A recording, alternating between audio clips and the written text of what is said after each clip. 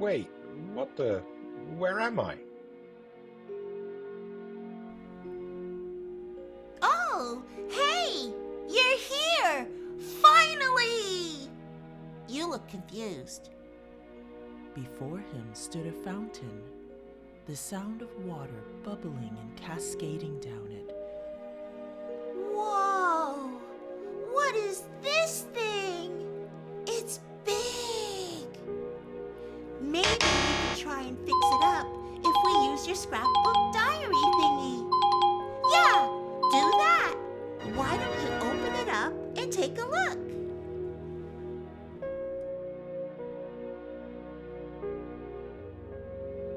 What's happened to all these trees? And how are you a talking fox?